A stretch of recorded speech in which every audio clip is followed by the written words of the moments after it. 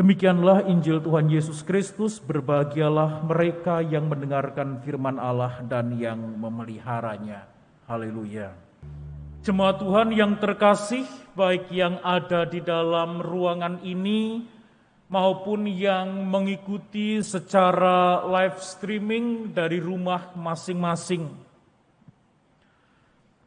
Saudara, kisah yang baru saja kita baca di dalam Markus 5 ayat 21 sampai dengan 43 dapat dikatakan sebagai sebuah kisah tentang sebuah perjuangan yang tidak mengenal kata menyerah meskipun tidak mudah. Dua orang tokoh di dalam kisah itu diangkat oleh penulis Markus. Yang pertama adalah seorang yang bernama Yairus. Yang kedua adalah seorang wanita yang tidak disebutkan namanya. Mari kita akan melihat yang pertama, Yairus. Alkitab mencatat saudara, Yairus itu adalah seorang kepala rumah ibadat. Jadi jabatannya bukan jabatan rendahan. Jadi jabatannya adalah jabatan yang top. Jadi jabatannya bukan jabatan sembarangan. Kalau bahasa orang Surabaya, bahasa jabatannya bukan jabatan ecek-ecek. Itu adalah jabatan yang top. Tetapi Yairus ketika berada di puncak kesuksesannya, Yairus ketika berada di puncak jabatannya, dia dihantam oleh sebuah titik yang disebut titik ketakutan. Manusia takut sudah biasa. Yairus takut sudah biasa, tapi kalau sampai ketakutan berarti yang ditakutkan itu di luar kendalinya. Anak perempuannya yang satu-satunya itu sakit, hampir mati. Di dalam ketakutannya itu dia berjuang ingin menjumpai Yesus.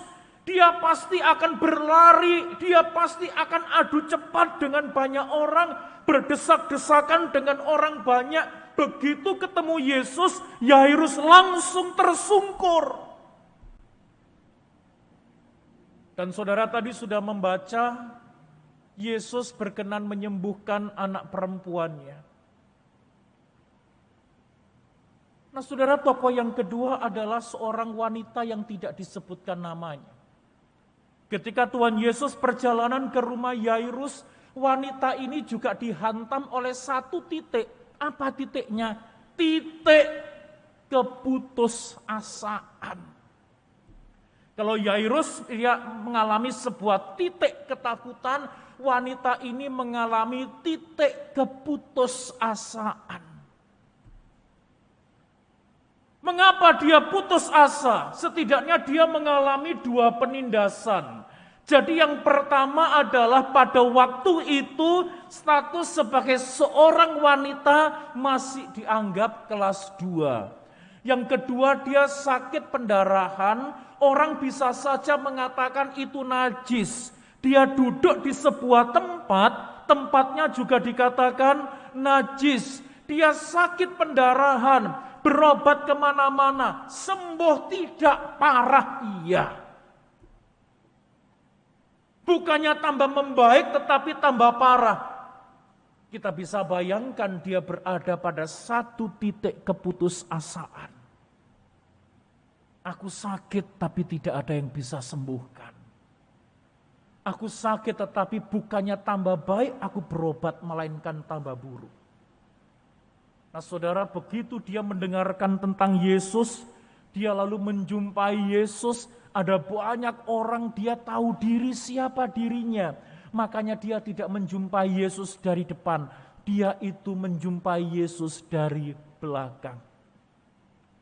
Dia tahu diri sebagai orang berdosa. Dari belakang dia menjamah jubah Tuhan Yesus.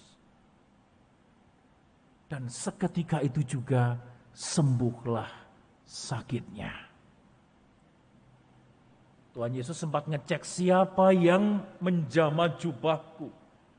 Siapa yang menjamah kok aku merasakan ada kekuatan yang keluar. Dan perempuan itu mengakui, saya Tuhan. Dan Tuhan mengatakan, imanmu menyelamatkan engkau. Pergilah dengan selamat, sembuhlah engkau. Tuhan Yesus tidak memarahi perempuan itu.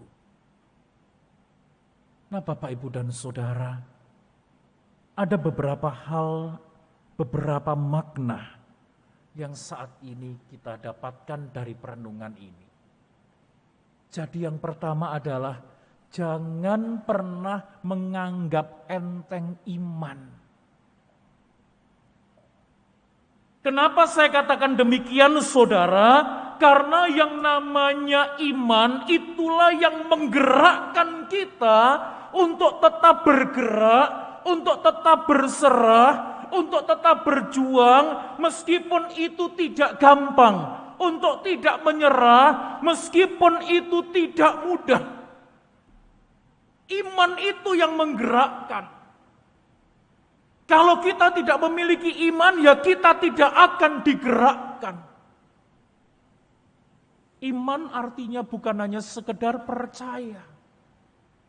Karena iman artinya adalah mempercayakan hidup kepada Tuhan. Iman bukan aku percaya pada Tuhan saja, tetapi bagaimana aku mempercayakan hidupku kepada Tuhan. Itu iman. Kemudian hal yang kedua adalah, saudara, yang dapat kita ambil dari bacaan kita. Hidup ini terus bergerak. Selama kita beriman, jangan pernah menyerah meskipun tidak mudah. Hidup saudara pasti akan mengalami perubahan kalau saudara tidak menyerah. Hidup saudara pasti akan mengalami sebuah perbedaan yang lebih baik kalau saudara tidak menyerah. Pasti saat ini banyak orang termasuk kita mengalami kebosanan, bukan? Pandemi belum selesai, sempat landai, sekarang naik lagi dan harapannya turun dan tidak akan naik lagi. Kemana-mana mesti pakai masker, rasanya bosen banget, itu manusiawi. Kapan selesainya tergantung manusianya. Semakin sembrono, semakin lama, semakin disiplin, semakin cepat. Jangan menyerah. Kalau ingin kondisi ini berubah, jangan menyerah. Meskipun tidak mudah. Yairus membuktikan dia tidak menyerah sampai anaknya sembuh. Perempuan yang tidak disebutkan namanya, jangan menyerah, dia tidak menyerah sampai akhirnya penyakitnya sembuh. Dan kita pun sekarang juga begitu. Jangan menyerah meskipun tidak mudah. Hidup akan berubah kalau kita tidak menyerah. Hidup akan berubah kalau hidup dengan berserah. Jangan pernah menyerah, saudara. Memang tidak mudah. Tetapi kisah di dalam Alkitab menjadi pembuktian bagi kita bahwa hidup dengan tidak menyerah dan hidup berserah itulah yang membawa kekuatan dan perubahan. Amin.